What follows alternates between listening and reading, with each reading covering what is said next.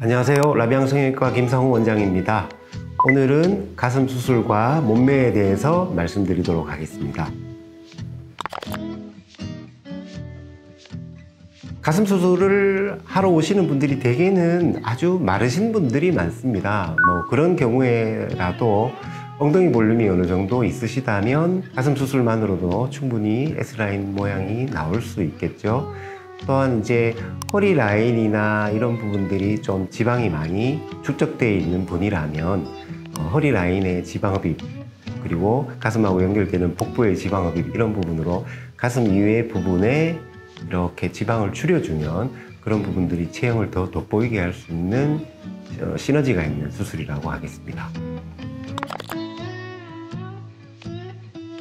대개 수술 직후에 붓기도 있고 하기 때문에 환자분들이 첫 한 달 동안 좀 크게 한 거 아닌가 이런 생각을 하시다가요, 붓기가 빠지게 되고 그 다음에 보형물에 내 조직들이 일부 좀 눌려서 약간 위축이 되는 게 있기 때문에 6개월쯤 지나면 이제 의사 선생님들이 안전한 범위 내에서 권한 볼륨으로 가슴 수술을 하신 분들은 좀 아쉽다라는 이야기를 하시는 경우가 많습니다.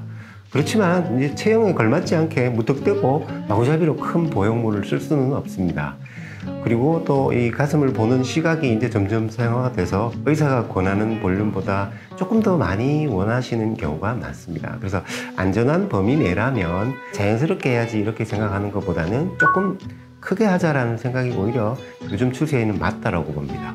그런 부분들을 사실 수술 전에 정확하게 본인이 볼륨에 대한 감을 잡기가 어려울 수 있습니다. 그래서 이런 경우에는 시뮬레이션 프로그램이나 아니면 익스터널 사이저라고 해서 미리 이렇게 넣어서 속옷에 넣어서 최종적인 볼륨을 미리 가늠해 볼 수 있는 그런 것들을 거쳐서 볼륨을 선택하시면 되겠습니다. 드물긴 하지만 있습니다. 너무 무리해서 큰 보형물을 넣었던 분들이 촉감에서 이제 불만족이 생기거나 아니면 보형물이 들어있는 인위적인 느낌이 너무 많이 나서 보형물을 교체를 해서 줄이는 경우가 있습니다. 그렇지만 하고 나서 절개를 크게 해서 실제로 가슴 축소 수술을 하는 경우는 없겠죠. 그런 경우보다는 가슴 확대 수술 후에 출산이나 아니면 체중 변화 때문에 가슴이 처지는 경우가 있습니다. 그래서 처져 있는 가슴을 리프팅을 하는 가슴 리프팅 수술이 필요해지는 그런 경우가 있을 수는 있습니다. 네, 절개를 해서 엉덩이 근육 밑에 이제 보형물을 집어넣게 되는 수술이고요. 보형물 모양은 조금 다릅니다. 약간 계란형으로 약간 길쭉하게 생겨 있는 그런 타입의 보형물을 쓰고요.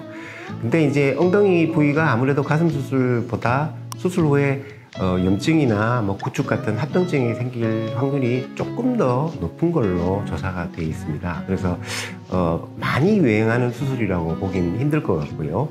요즘은 엉덩이를 강조하기 위해서는 복부나 옆구리, 그다음에 뒤쪽에 이제 러브핸들 부위에서 지방을 다 이렇게 많이 채취를 해서 그 부위를 줄이면서 엉덩이에 이식을 하는 그런 방식의 체형 수술을 많이 하는 경향입니다.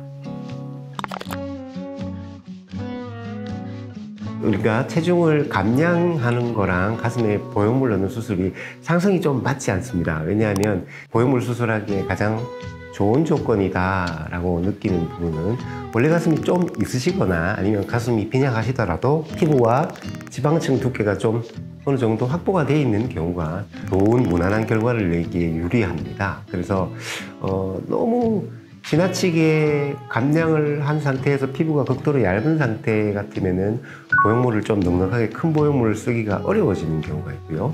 그 다음에 가슴 수술을 하시고 난 후에 극도로 다이어트를 진행하는 경우, 가령 이제 바디빌딩을 하시는 분들이 대회 나가기 전에 체중을 줄이는 모습을 보면 보형물이 앙상하게 드러날 정도로 지방량을 줄이십니다. 그래서 어떻게 보면은 체중 감량이랑 가슴 보형물 수술은 이론적으로는 약간 서로 궁합이 맞지 않는 거라고 봐야 될 것 같아요. 그래서 아주 극도로 심각하게 다이어트를 하는 거에 아니라면 괜찮겠지만 약간 비만이 있는 경우라면 오히려 복부, 이렇게 옆구리 이런 부위에 지방흡입이 같이 진행이 되면 훨씬 더 좋은 결과가 될 것 같습니다.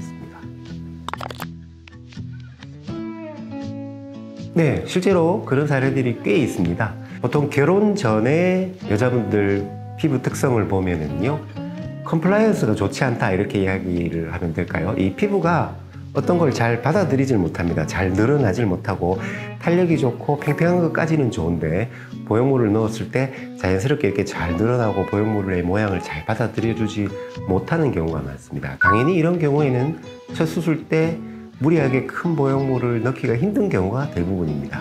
그렇지만 가슴 보형물이 삽입되고 나서 1년 정도가 지나면 결국엔 내 몸에 있는 조직들이 다 알아서 늘어나게 됩니다. 그래서 첫 수술 때 사용했던 보형물보다 대개는 50cc 정도 더 큰 보형물을 무난히 집어넣을 수 있는 경우가 많습니다.